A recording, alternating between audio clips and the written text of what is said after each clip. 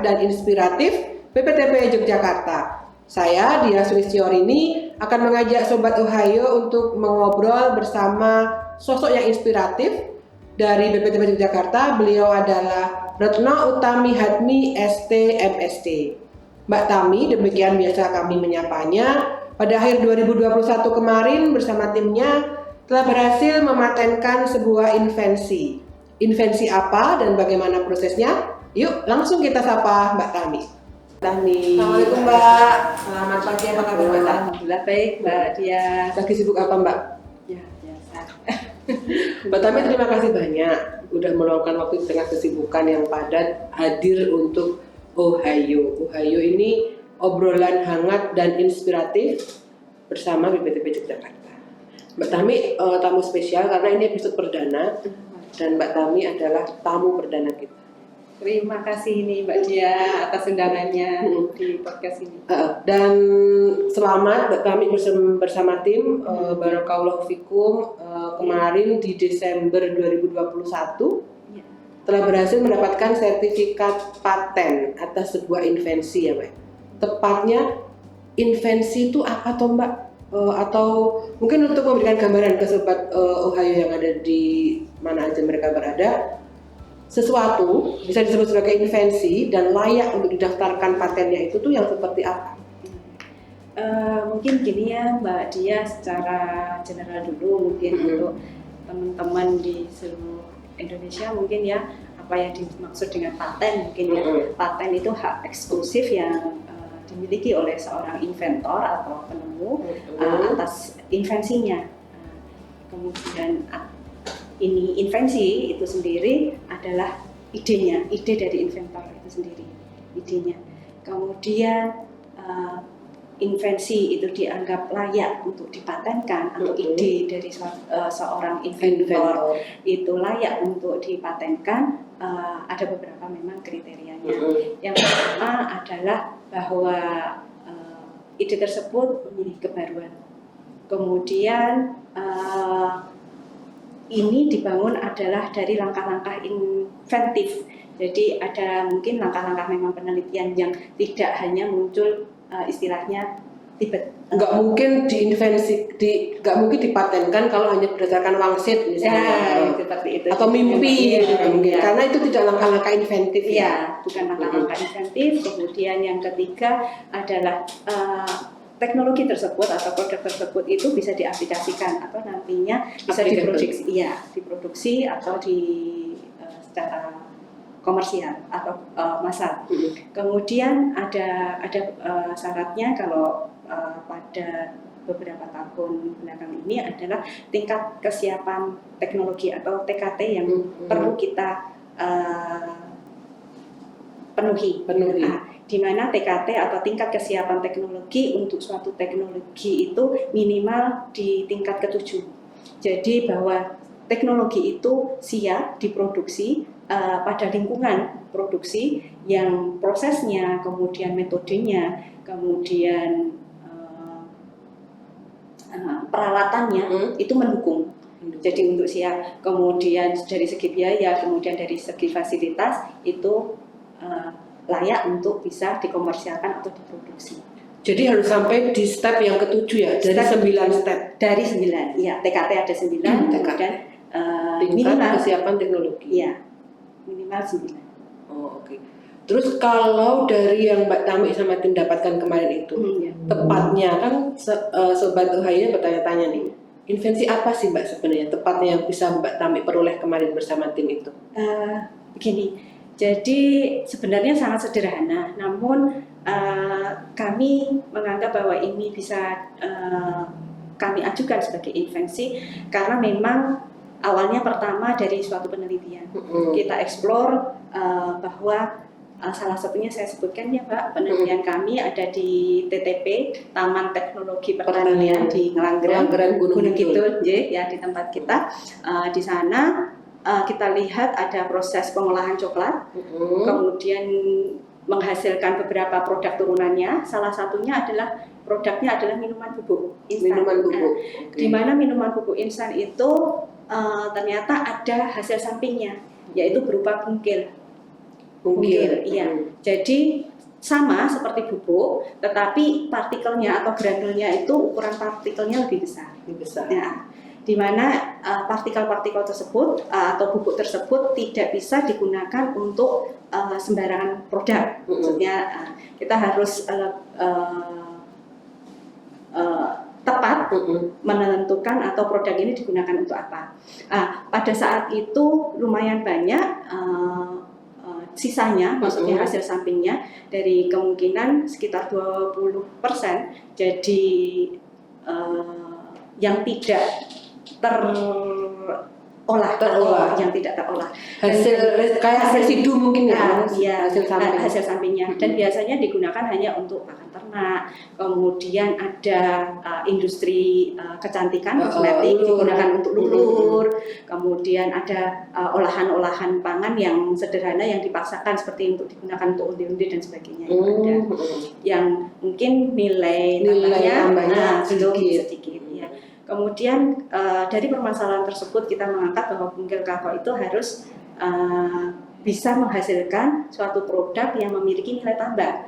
Kemudian kita berpikir bagaimana, dan itu bisa dilaksanakan di Taman Teknologi atau TTP Ngelanggeran, maksudnya dengan teknologi yang di sana sudah ada. Maksudnya bisa diaplikasikan dengan sarana prasarana, peralatan, kemudian SDM, SDM, kemampuan SDM-nya. Salah satunya yaitu kita invensinya adalah membuat suatu produk yaitu snack bar ya, berbasis bungkil kakao yang merupakan hasil sisa dari ini. Kemudian kita kombinasikan dengan bahan lokal yang ada di sekitaran Gunung Kidul. Apa itu, Mbak? Seperti jagung. Jadi kita menggunakan emping jagung, ya, pengganti ini ya, kalau misalnya corn ini ya, kalau di flake gitu ya, cornflake itu, kita menggunakan dari emping jagung. Yeah. Kemudian kita menggunakan tepung mukaf, kemudian kita menggunakan tepung pisang. Jadi pisang juga. Ya, kemudian kita variasi atau kita tambahkan proteinnya dari kacang. Jadi untuk memenuhi dari klasifikasi atau kriteria snack bar, jadi harus ada protein, ada karbohidrat, ada vitamin dan sebagainya. Maka kita kombinasikan dari bahan pangan lokal yang ada di situ ya. Jadi nantinya ingin kami itu produk bisa dibuat di TTP dari hasil samping pengolahan coklatnya, kemudian bisa memperdayakan bahan produksi atau hasil produksi dari petani-petani yang ada di Gunung Kidul untuk bisa diambil di TTP sebagai bahan produk. Menarik ya teman-teman ya. Jadi ada langkah inventif di sini, yaitu memikirkan bagaimana bungkil yang merupakan sisa hasil produksi bubuk kakao tadi yang diolah sebagai minuman bisa dimanfaatkan sehingga nilai tambah produknya menjadi meningkat, dan nilai plusnya lagi adalah dengan memanfaatkan produk pangan lokal yang ada di sekitar. Lalu Mbak, pas prosesnya itu ada kendala nggak ketika mulai dari proses pendaftaran sampai kemudian sertifikat patennya terbit? Oh iya. Mungkin dari awal ya. Jadi ketika kita memunculkan paten itu tidak serta-merta itu muncul kebetulan atau maksudnya. Jadi memang dari awal perencanaan penelitian, proses awal penelitian itu kita sudah menentukan keluaran apa, ya, keluarannya apa, keluaran dari penelitian ini.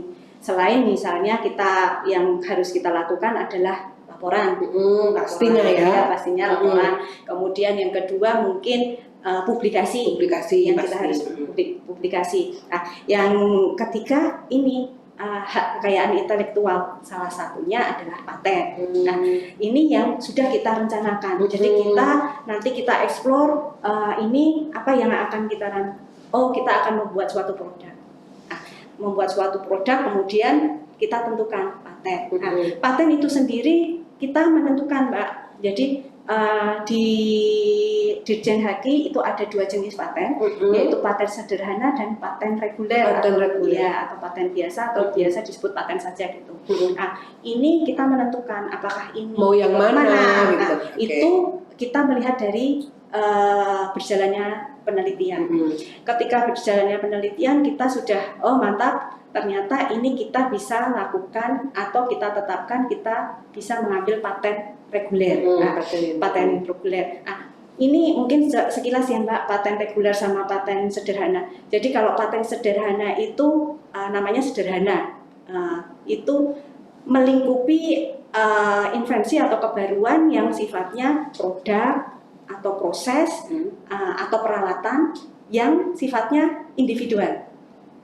Berbeda dengan yang paten reguler. Kalau paten reguler itu biasanya atau umumnya adalah ada kaitannya produk dan proses pembuatannya. Maksudnya individual tadi itu berarti antara hanya produknya saja, prosesnya saja, atau peralatannya saja. Paham. Itu ya.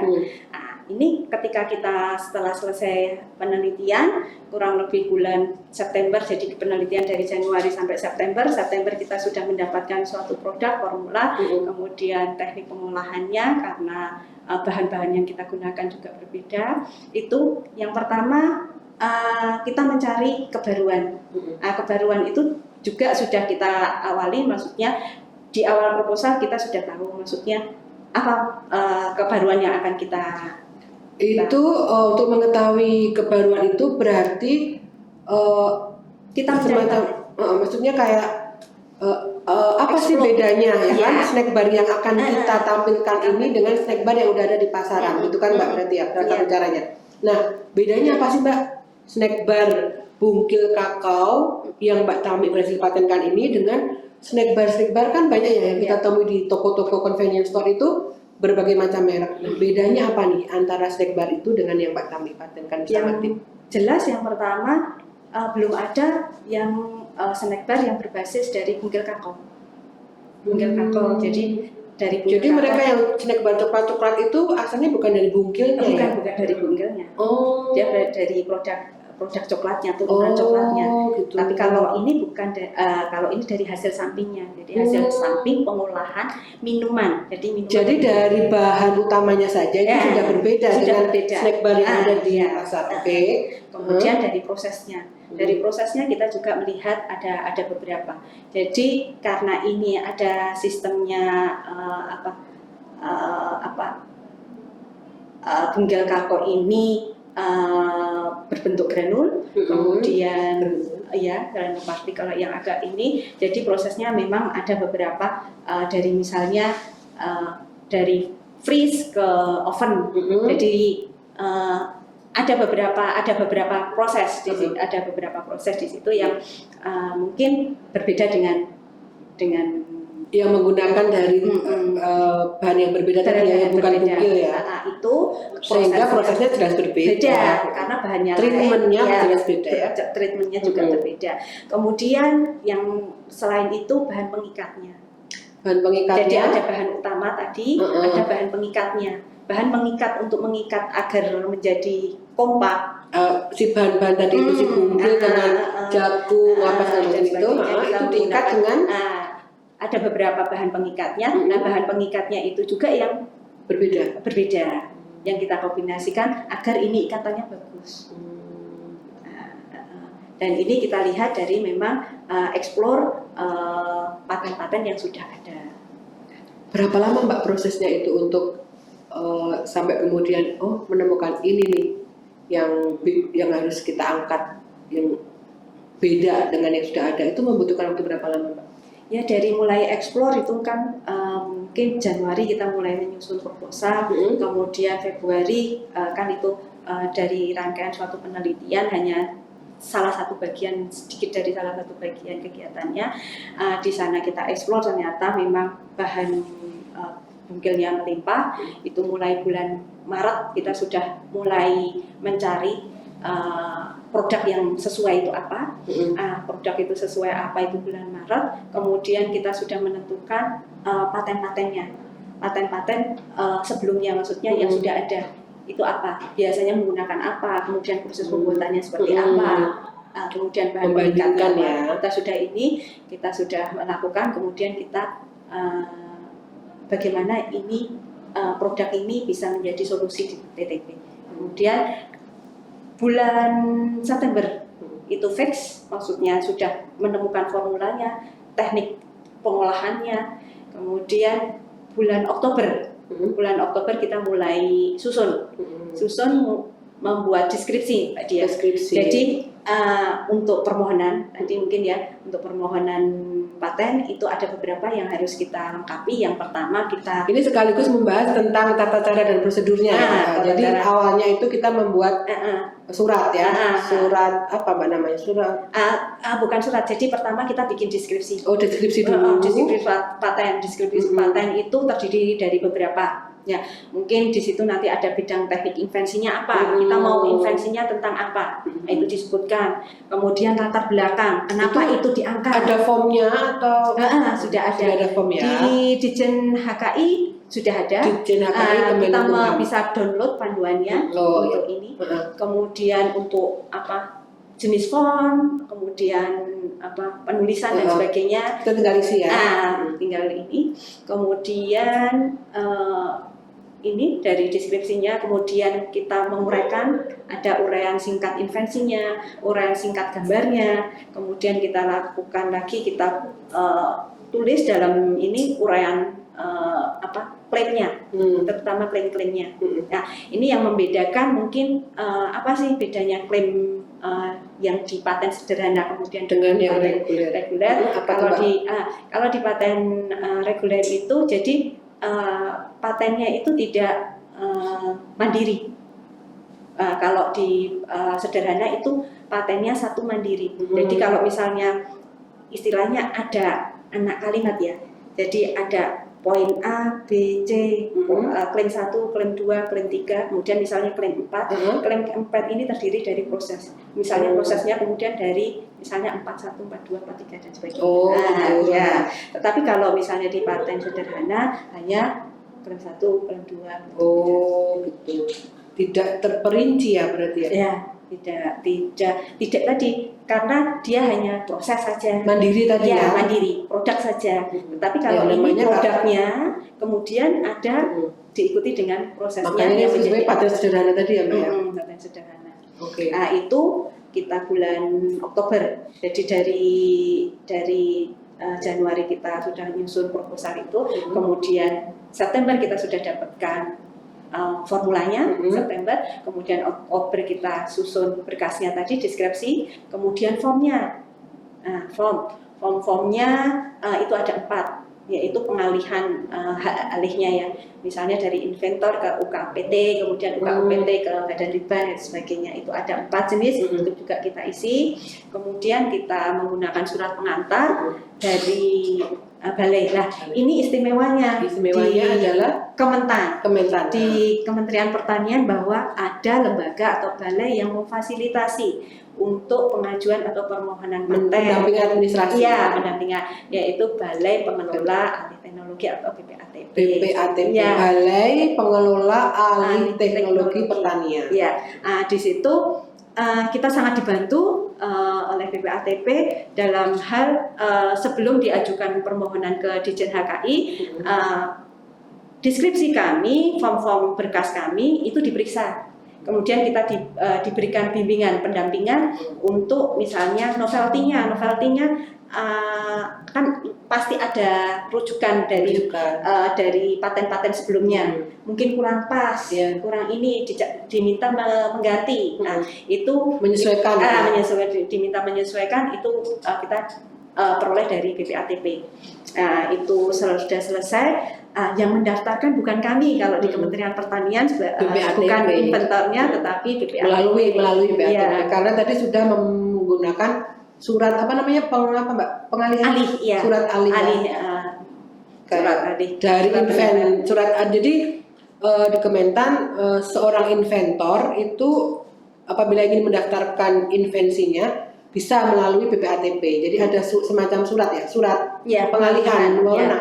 Surat pengalihan dari inventor ke kepala UK atau UPT-nya, kemudian surat pengalihan lagi dari kepala UK atau kepala UPT ke badan Litbang. Jadi ketika sudah menggunakan surat itu, maka proses paten atau proses yang terkait dengan hak kekayaan intelektual itu maka akan diambil alih oleh BPATP. Itu yang proses seperti itu yang kemarin Mbak Tami dan tim lakukan ya Mbak. Jadi merasa terbantu dengan BPATP. Nah, kalau aku baca di sertifikatnya itu kan Mbak, sertifikat paten atas invensi snack bar yang berasal dari bungkil coklat, bungkil kakao dan proses pembuatannya. Terus ada lagi di situ proses tanggal pendaftaran 2019 gitu kan ya. Kemudian terbitnya adalah 2021. Nah, iya kan 2021. Iya. Nah, berarti ada selang waktu hampir kurang lebih 2 tahun ya. Nah, di masa 2 tahun itu Mbak, proses apa sih yang dilalui? Oh ya. Gini Mbak Dia, jadi ketika paten sudah didaftarkan tadi oleh BPATP ya, kemudian kita menunggu. Jadi semuanya sudah ada di Ditjen HKI, kemudian kita menunggu pada sekitar 6 bulanan, pada bulan Juni ya. Pada bulan Juni kita mendapat pemberitahuan bahwa paten kita telah diumumkan. Jadi silakan kalau misalnya ada penyanggahan dan sebagainya, ada kesamaan dan sebagainya. Karena siapa tahu paten yang kita usulkan itu ternyata sudah menjadi milik orang lain gitu. Sehingga ketika dipublikasikan ada waktu dipublikasikan untuk memberi waktu bagi yang merasa mungkin memiliki untuk memberikan sanggahan ya. Itu sanggahan. Berapa lama waktunya Mbak publikasi untuk menerima kemungkinan sanggahan? 9 bulan. 9 bulan, lumayan lama ya, hampir setahun ya. Lalu setelah itu, habis itu kita dari BPATP kemungkinan ya. Tapi kalau kita lihat di prosedurnya di Ditjen Haji, kita melakukan pengajuan ke Ditjen Haji untuk pemeriksaan substantif. Substantif. Itu sudah dilakukan oleh BPATP. Jadi kita mendapat surat dari Ditjen HKI bahwa kita akan diperiksa itu pada bulan sekitar Maret 2021. Pemeriksanya dari mana Mbak itu Mbak? Dari Ditjen HKI. Jadi beliau datang ke Jogja. Waktu itu masa pandemi 2020, jadi kita via online. Via online. Iya, via online, secara virtual. Kita ditanya seputar penelitiannya, maksudnya kenapa ini diangkat, kebermanfaatannya, kemudian data-data dukungnya, data-data penelitiannya, kemudian setelah itu perbaikan redaksi, karena itu terkait dengan hukum ya, istilah-istilah bahasa. Berarti bisa kita simpulkan bahwa sebenarnya untuk sampai ke terbit paten itu yang pertama adalah kelengkapan administrasi ya. Persyaratan administrasi yang itu dibuat kemudian dalam hal ini melalui BPATP. Kemudian yang kedua adalah yang penting juga adalah pemeriksaan substantif. Itu nanti yang akan menentukan apakah kemudian lanjut atau tidak, terbit atau tidak itu di situ. Ketika administrasi sudah lengkap, maka dilanjutkan dengan pemeriksaan substantif itu. Itulah nanti yang akan menjadi kuncian terakhir ya Mbak ya. Artinya kalau itu oke sampai ke situ berarti kemungkinan tinggal menunggu waktu 3 bulan. 3 bulan perbaikan. Untuk memperbaiki hasil dari pemeriksaan substantif itu. Pemeriksaan substantif, tapi alhamdulillah kemarin 1 bulan sudah selesai. Jadi kita berikan, kemudian diproses lebih lanjut oleh Ditjen HKI. Setelah itu menunggu berapa lama ketika Desember kemudian akhirnya sampai bulan Desember. Sampai bulan Desember pertengahan kita diberitahukan bahwa paten kita layak untuk diberikan paten. Oke, alhamdulillah. Ya, alhamdulillah. Berarti baru menunggu dari 2019 akhir Desember baru penerimaan sertifikat paten. Ya. Oke. Kalau punya nggak Mbak tips mungkin untuk teman-teman atau sobat Ohio di luar sana yang mungkin sudah punya invensi nih, tapi ada nggak tipsnya supaya lebih smooth gitu ketika berusaha mematenkan invensinya dari pengalaman Mbak Tami? Pengalaman mungkin ini ya beberapa tips. Yang pertama, jadi ketika kita melakukan suatu penelitian, kita harus sudah tetapkan keluarannya, itu pertama. Jadi jangan di akhir muncul, maksudnya tanpa jangan dadakan. Ya istilahnya jangan dadakan. Jadi dari awal merencanakan penelitian harus sudah firm apa saja bahwa kita akan sampai ke sana nih outputnya. Ya, walaupun itu nanti kita belum bisa menentukan misalnya paten sederhana atau paten reguler, tapi paten juga. Ya kita mungkin kita akan ini kan keluarkan ini. Itu harus firm dari awal ya Mbak ya. Jadi nanti harus ada. Kemudian yang kedua memang kadang ini Mbak, jadi proses penuangan.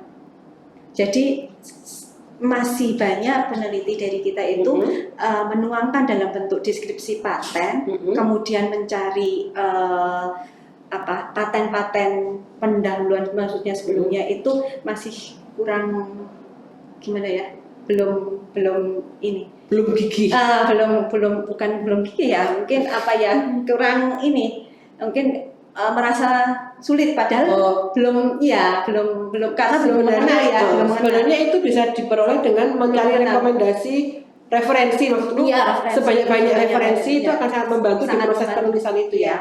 Berarti tipsnya itu ya, mencari sebanyak-banyaknya referensi supaya menuangkannya bisa lebih mudah kan, maksudnya lebih cepat gitu. Kemudian penyusunan itu sebenarnya sih ini lebih bagus lagi kalau yang bergerak memang tim.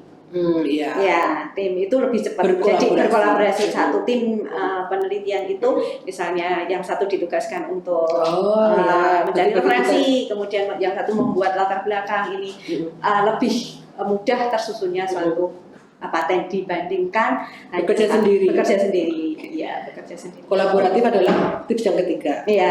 Kemudian satu lagi yang ini. Jadi mungkin belum banyak diketahui oleh peneliti bahwa nanti kalau sudah dipatenkan itu kita nggak bisa publikasi gitu. Biasanya kayak seperti itu. Sebenarnya ada aturannya. Jadi ketika produk kita atau teknologi kita sudah didaftarkan paten dan kita sudah mendapatkan nomor atau surat pendaftaran paten, itu sebenarnya kita sudah bisa melakukan publikasi. Jadi hanya pada saat rentang dari mulai pemberkasan sampai turunnya nanti surat nomor itu. Iya, nomor itu kita yang belum bisa melakukan publikasi.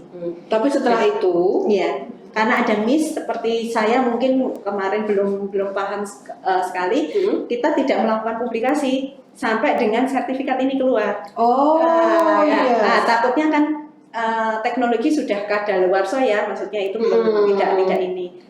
2 tahun publikasi sudah ini. Ternyata itu kita konsultasi, ternyata confirm itu, jadi hanya sampai dengan setelah didaftarkan. Setelah didaftarkan kita sudah boleh.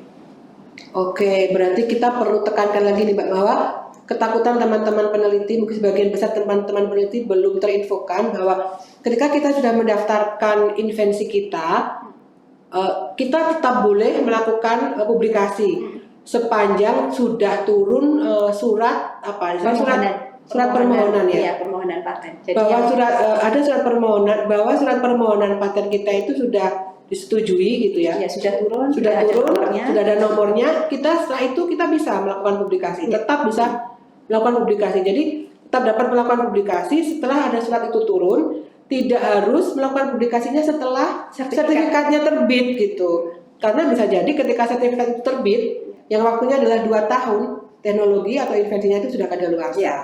Jadi situ ya penekanan. Terima kasih sekali Mbak Tami, informasinya sangat membantu. Nah, untuk Mbak Tami sama tim nih, kan sudah dapat sertifikat paten. Kemudian langkah-langkah atau mungkin ada nggak rencana tindak lanjut setelah ini mengapain? Oh ya, ini karena kemarin kita lakukan langsung ya, tidak dari lab kemudian ke tempat produksi, tetapi langsung kita lakukan di tempat produksi ya, di tempat produksi di TTP Ngelanggeran Gunung Kidul. Dan karena TTP Ngelanggeran Gunung Kidul sudah diserahkan di Dinas Pertanian Gunung Kidul, maka kita kemungkinan akan melakukan sounding ke Dinas Pertanian Gunung Kidul. Apakah ini produk menjadi varian baru dari di TTP Ngelanggeran? Apakah ini bisa dijadikan produk baru, varian baru. Karena saat ini produknya adalah minuman bubuk, kemudian coklat bar itu ya. Coklat bar, candy bar ya. Apakah yang snack bar ini? Snack bar ini bisa nggak? Jadi kemudian kemarin kita juga newcomer menjadi salah satu varian produk TTP. Kemudian yang kedua kita juga sudah melakukan konsultasi ke BPATP apabila ini nanti dilisensi oleh pemerintah daerah, bagaimana prosesnya. Jadi kemarin sempat yang setelah sertifikat itu turun, yang baru kita komunikasikan ke BPATP untuk bagaimana proses untuk lisensi. Kemudian yang kedua kita melakukan sounding pada Bapak Kepala Dinas, apakah ini bisa kita ini kan apabila sudah maksudnya bisa diterima dan sebagainya, kita nanti akan melakukan tahapan-tahapan sesuai dengan mungkin informasi dari BPATP kalau misalnya akan dilisensi. Misalnya kan kita akan mengajarkan kemudian apa saja yang akan kita berikan, yang formula, kemudian langkah-langkah prosedur proses pembuatannya. Mantap. Doaku Mbak, mudah-mudahan semuanya lancar, terima kasih. prosesnya mudah ya. Jadi semuanya rencana tindak lanjut itu bisa semuanya tercapai. Terakhir Mbak, mungkin Mbak Tami ada yang ingin disampaikan atau mungkin ingin memberikan encourage semangat ke teman-teman peneliti, ayo yang punya invensi dipatenkan. Silakan Mbak, closing statement. Untuk teman-teman sebelumnya ya Mbak Diah, saya sampaikan sebelumnya ucapan terima kasih saya kepada senior-senior saya mungkin yang tim saya, Profesor Dr. Titi Varianti Jafar, kemudian Ibu Dr. Trimarwati, kemudian Bapak Dr. Sugeng Widodo. Terima kasih atas bimbingannya. Saya peneliti junior yang didorong untuk bisa melakukan atau menyusun paten. Saya kira untuk peneliti-peneliti yang masih junior tidak usah kecil hati, semangat mempelajari penyusunan paten, tidak susah, tidak rumit, dilakukan secara bersama tim, insya Allah berkolaborasi. Iya, menghasilkan sesuatu yang bermanfaat tidak hanya untuk angka kredit peneliti, tetapi bermanfaat juga untuk dunia pertanian kita. Terima kasih. Mantap. Kami terima kasih banyak sekali lagi untuk waktunya. Semoga semoga semua rencana tindak lanjutnya berjalan dengan lancar, bisa memberikan manfaat dan yang pasti jadi amal saleh ya Mbak. Amin. Kemudian salam hormat kami seluruh tim Ohio untuk anggota tim Mbak Tami, Profesor Titi Varianti Jafar, Ibu Dr. Trimarwati, Bapak Dr. Sugeng Widodo. Tetap semangat, semoga ke depan semakin memberikan manfaat dan memberikan inspirasi. Oke Sobat Ohio, demikian tadi obrolan kita bersama Retno Utami Hadmi STMSC. Semoga dari obrolan kita yang singkat tadi ada manfaat dan inspirasi yang dapat Sobat Ohio dapatkan. Sampai jumpa di Ohio berikutnya. Wassalamualaikum warahmatullahi wabarakatuh. Salam.